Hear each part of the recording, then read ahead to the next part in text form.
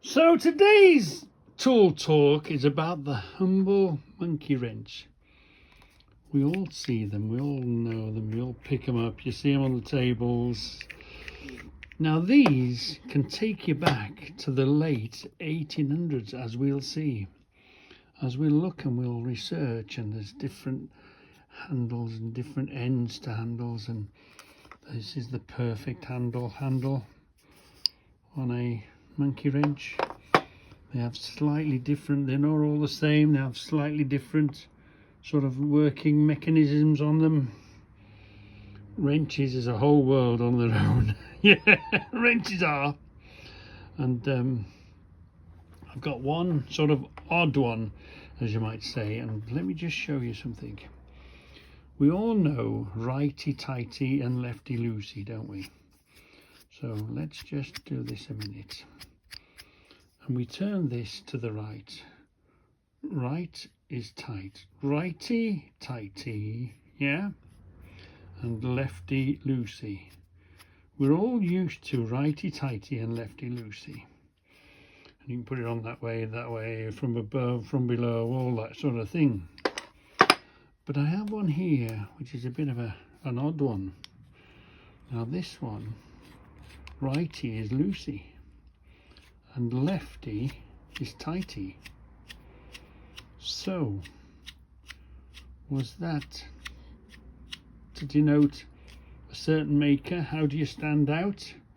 Was that for a left? You know, we all know about left-handed screwdrivers, don't we? Well, this is a, does that mean this is a left-handed monkey wrench? Is that how you stand out from the crowd, maybe? Yeah, that was the only odd one. All the rest of these are righty-tighty, lefty-loosey. Standard thread on, you know. But this is a left-hand thread. Yeah. So it's a bit of an unusual. Or did that, or was it just showing the, and they all get hammered. That's had a good hammering on the end of it.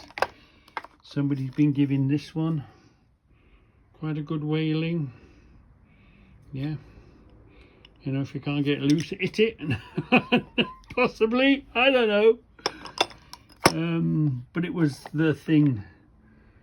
Maybe that was its nemesis. That's why they never sort of, because they get abused so much. But never walk past them. If you pick them up, obviously pick them up at the right price. These can transport us back into the late 1800s. And we'll see that in the book now. And like I say, people write whole books about wrenches. And I do collect quite a lot of different types of wrenches. But for today's little tool talk, it's just about wrenches, just about monkey wrenches. Yeah, and see a nice round bulbous end on it. Perfect handle. Yeah, we've lost the cap on that, needs a proper cap on it. Some of them are long ones, you know, you get quite long ones, short ones, they're not just all the same size. Some of these they're sort of smaller. And then some of them have a complete different sort of design to do the same job. Yeah, but wrenches are, I mean, that is the story of wrenches. That's the working part of a wrench. But there's so many different ways to get to that working part, isn't there? So, yeah. And this one's got quite a longer wooden handle, rather than a shorter one, you know, more wood scale wise. So today's tool talk is about the humble monkey wrench, and we do see them. You do see them, they do pop up here, there and everywhere. And if you haven't got any, and you're a bit of a collector, or a bit of a hoarder, no, a collector, you've got to have one in your, have you got a monkey wrench? Yeah. I've got a few monkey wrenches. And they'll transport you way back. Let's have a little diversion off of for Robert. Let's find, this is a Stilson. Can you see the Walworth there, made in the USA, and the Stilson diamond Rob? Yeah, obviously this was slightly earlier because this has got the wooden handle ones. These are the ones with the wooden handle, and you've got one with a steel handle. But yeah, the diamond meets the Stilson, and the Woolworth. We'll just check that out on the in the books for you, Rob. So here's a little distraction. Woolworth, made in the USA, and you see there's the Stilson. Because I know at the minute he's in the middle of cleaning one up. Cleaning one up for me. So Rob, let's go and visit the book. So Rob, this is, look, Daniel Stilson was born in 1826, look, and he worked for an engineer for Walworth, which is the same what's on the spanner. So that's of the pipe wrenches, that is Genesis. The Walworth that you're cleaning up at the moment is the genesis of the pipe wrenches, because you see wrench, you know, different makes of them that all followed afterwards. But Cambridge, Massachusetts, you see. Well, they began late in the building. Now, Stilson came up with the idea of the tool, and it was Woolworth that direction, but put together a wooden prototype, and then it was Woolworth that actually made it. So that Woolworth wrench that you're cleaning up at the moment is the beginning of Stilson, before Stilson itself, and we all call them Stilsons, don't we? Yeah. Read for us tool book, the Dominic China tool book, our favourite book. Right, go on. This is about the monkey wrench. Yeah. And I think you've got the wrench round the back now, haven't you? Anyway, a monkey wrench is a type of adjustable spanner with wide jaws that open and close by turning a rotating rind set between the lower jaw and the handle. They became very popular in the USA in the 1840s, thanks mainly to the efforts of businessman Loring Coase, who developed and patented a new version of the monkey wrench in 1841. The design was inspired by English coach wrenches used to tighten and loosen the nuts on wagon wheels, which had been imported to North America. A monkey wrench is one of those tools where the invention story has taken on a life of its own, like the one about the ball peen hammer being invented by a French mechanic called Jacques Belpaine. The monkey wrench tale, which seems to have started in the 1880s, begins in a convincing way because it tries to bust a myth that a monkey wrench has nothing to do with being a handy thing to monkey about with. It goes on to tell us that the Charles, what does that say? Charles Monkey, but it's not spelt like monkey, invented it in 1850s, sold the patent and used the money to buy a little house in Brooklyn in New York. While this tale has been widely rejected as a load of rubbish, there does seem to have been a Charles Monk who lived in Brooklyn and made tools. We know that because of his age, address and occupation are in the US Census form in 1880. But before we ask Mr. Monk for our forgiveness, it seems that Monkey Wrench appeared in print in 1826 when a bricklayer from Chester, UK, called William Darlington, was arrested and charged for stealing a piece of iron called a monkey wrench. By the 1840s, monkey wrench is listed as an official parliamentary document as a tool that engine men work on trains should have with them. So Mr. Monkey story isn't true, but whoever made it up had the decency and possibly sense of humour to base it on something true to excite or annoy people 140 years later. So why is it called a monkey wrench? This is part where I confidently tell you that I don't know. No one does for sure. The best guess I've come across from a great online article by Peter Jensen Brown is that it's something to do with a monkey on a stick toy that became very popular in the 19th century. The monkey has its arms and legs wrapped around a stick and shimmies down when moved the toy to the top and let go. Not only does the toy look a bit like a monkey wrench, it also works like one too. Perhaps the jaws of the wrench move up and down, so this seems plausible to me. And that's that is it. Right. That's a picture of monkey wrench, in case. And you read the bit with the spanner on that little square piece there? That bit? Yeah. Same thing, it just says no one knows for sure where the monkey wrench got its name. But it might have something to do with monkey on a stick toy that became popular in the 19th century. Oh, that's a monkey wrench if those that don't know what a monkey wrench is. Yeah. Okay. So let's do our last bit of investigation. Here is the Stilson Woolworth wrench. Here, look, the Stilson. We know about that, don't we? And there's no sign of it. We're looking at wrenches. There's no sign of it here.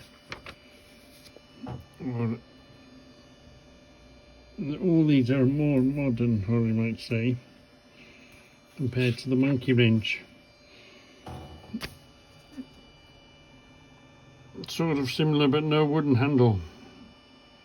So, because they'd moved on to the steel handle. So there's no sign of it as far back as 1910. So there we are, the monkey wrench. Quite a surprising bit of kit, isn't it? Quite a, you walk past it and you don't think about it, do you? But yeah, you catch a monkey wrench, make sure it's in your collection of your vintage tools. We found one more article about Gerard. There is one Gerard in there. Let's Debbie read that for us now. Using the American Wrench Maker's book. So am I reading this? Gerard? Yeah. Gerard? I don't know how to spell it. Yeah. Gerard. Right. Okay. God, that's very bright. Formed in 1875 as a reorganisation of the Walton Wrench MFG Co. The company was a partnership of C.F. Rockwell, W.C. Culbertson and C.F. Webster. The firm probably continued to make Walton wrenches, patented in August 1st, 1871, and began offering a monkey wrench painted in July 20th in 1875 by Rush S. Battles, and August the 10th in 1875 by Matthew E. Campfield. About 1882, an adjustable nut wrench painted in July 11th, 1882 by C.H. Miller, or Schultz, number 392, was added.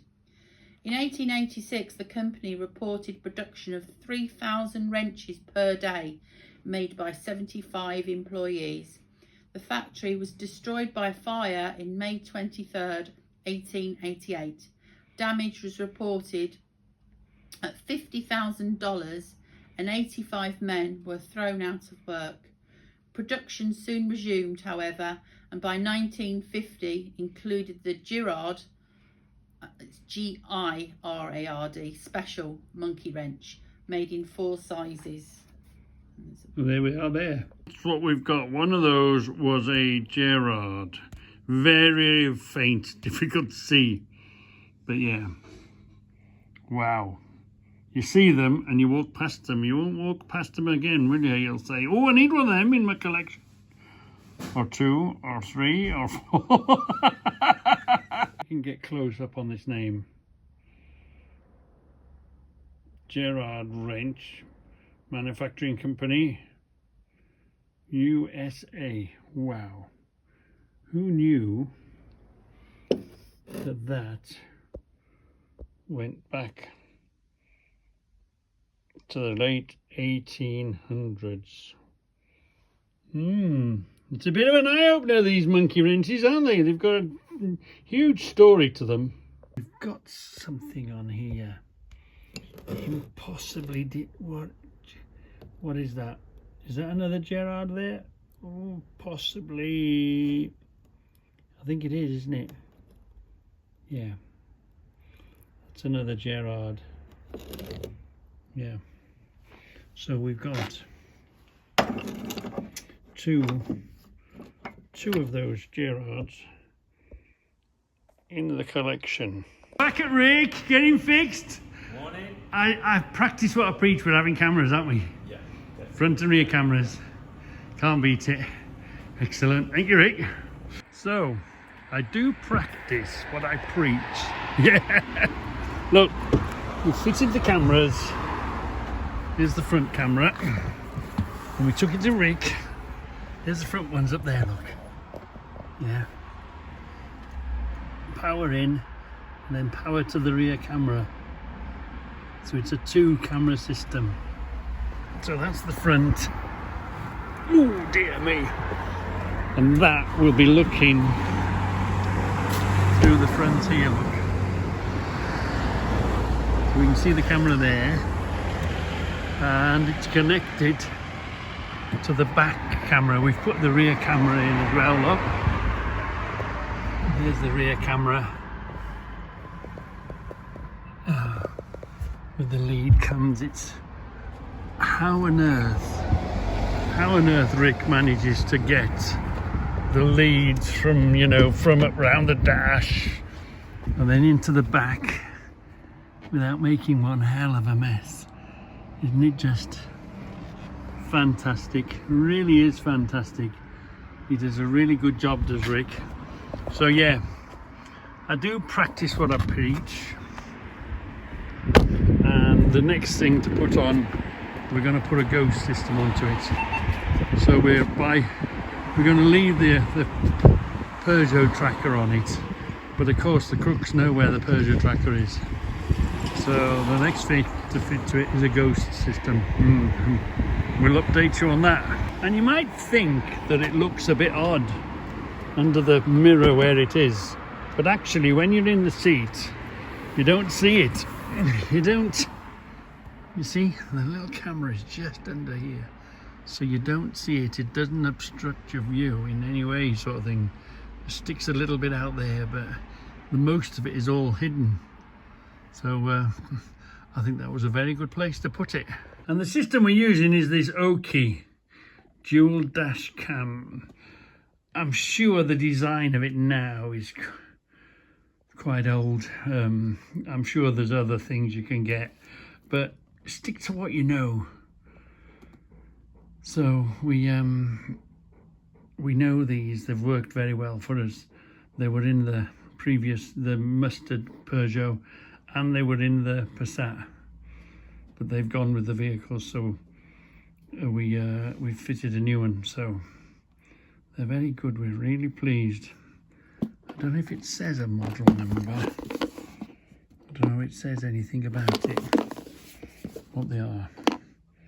But they are just the Oki system. Oki front and rear cameras. Yeah. We've had no problem at all with them. Something else that had to come home with me. You know, I collect electrical items in cases. You know, amp and probe. Yeah. This one, made in London.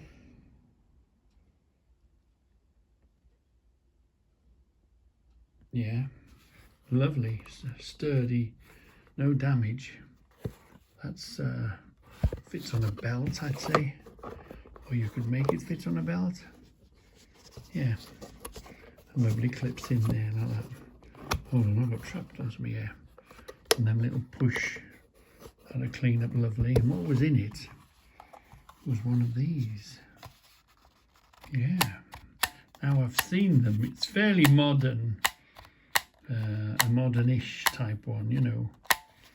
And there's this switch that seems to quite happily work. And then there's this, look. Can you see? You see down the side, can't you? You rotate this to get whatever you want. This red thing here doesn't go down the other way. It's just that. It's a thumb wheel, isn't it? And you do that. Yeah, set it as where you want it. Do you want it on amps? Or do you want it on volts?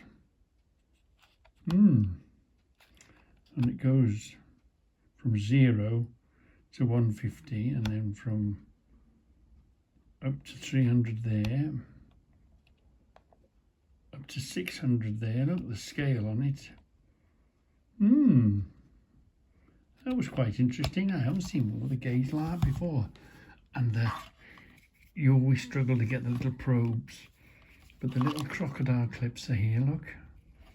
Little crocodile clips. And the little, which are working just fine. Yeah, you can clip it onto stuff. And the little end probe. That's, there's a plus or a minus. There's one there, look. The black one is here, look, and they fit in under there, look. So, does it say plus or minus on there? No. So, and why? I know you're asking me, Reggie, why do you want one?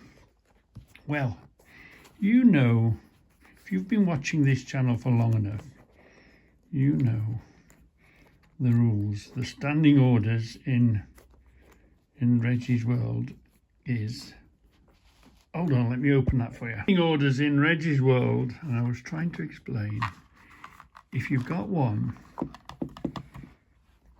you're going to have two. It's the similar sort of job. That one that you put around the cable and you measure the power going through the cable. Yeah, so we've got 1 and 2. And of course, hold on, let me come back to you. If you've got 2, you have to have 3. I think this one came first.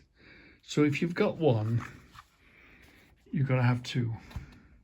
And if you've got 2, you have to have 3. Preferably 2 goes to 4 and 4 goes to 8 and 8 goes to 16. But, you know, beggars can't be choosers. You've got to do what's in front of you. So if you've got 1 and another one comes along, then you've got to pick it up, haven't you? And then if you've already got 2, then another one comes along, you've got to pick this up. Yeah, it's Reggie's rules. Yeah, Reggie's way or it's no way. Well then, what's arrived today? It's a little wrench, but what I love about it is somebody has repurposed. Somebody's got a job for this to do. And I was looking at it, and you see how they've cut this, and obviously that slot in the end has been purposely put there for whatever reason. And whatever's needed, it needed this to come out here. So what do you think this has been repurposed? What job do you think this does? And I instantly thought of, we all know about 45-gallon drums, don't we? That has the top screw-in lid. So I've got one here. When I saw it, I thought, oh, somebody's made a tool just to undo. If your job was to take these off and you'd lost your piece of equipment, or maybe it had a longer handle and this fitted better, or you decided, right, I'll make one of these because maybe you were struggling to get this off. But I can see that doing that sort of a job, because somebody has, you know, definitely cut and ground and shaped the top. But I'm thinking, yes, you could use it for that job. But do you think it was made for that job? Or do you think something else? What have you got in your mind? What are you thinking about? If you saw that adjusts in and out, what job would you instantly say, oh, I know what that's for. Somebody's altered it to do this job. Or I've got the original tool that this was meant to do. Yeah. But I just love the idea that somebody's got a wrench and they've repurposed it, an adjustable wrench. And obviously, yes, it can still fit a nut or a bolt on here, but that's now no longer its primary object. It's to get in and pull something or twist a collar, or yeah, they've kept the thickness of it here and of there. But look at that. Somebody's put a lot of thought into that, and a bit of patience just to get it the way he wants it. So yeah, that had to come home with me, didn't it? There wasn't a question about it. That had to come home with me. So if you want to know where the little wrench came from, you know, somebody's readjusted it, have a look at Robert's Cuckoo Clock 65. And he's made a film of when he's picked it up and how he's cleaned it up. And then it goes from Robert's hands into my hands. Yeah. And then it has to come home with me. Yeah. So if you want to see where that came from, check out Robert's film on Cuckoo Clock 65. Yeah. You'll find him very interesting. Hey, I need a witness. There's the first aid kit that belonged to the car. There's the polishing kit that belonged to the car. There's the previous cameras. Hey, I've had to buy another set of cameras. I didn't get a camera that came with the car. You dodgy person, you. Hold on. Oops. Show me something that I never used. Go on. He'll hold. Yeah, leave it there. It stops itself. So good. Yeah. Lance discovered something that I never used. 7 years I never used. I didn't even know it was there, Lance. Oh, it's cup of soup time. So these are really good, these cup of soup sachets, but they're for a cup or a mug, aren't they? They're not really made for a slightly bigger one. So if you put one in here, they're slightly thinner. Slightly, not that I don't suppose you'd really manage, notice why, but I don't want to put two. So rather than put two of those in a bigger mug, do you know, I am OXO's #1 fan. I do love my OXOs. Oh, everything with OXO. I've taken now to spreading when Debbie makes a dinner, or, you know, a meal or whatever.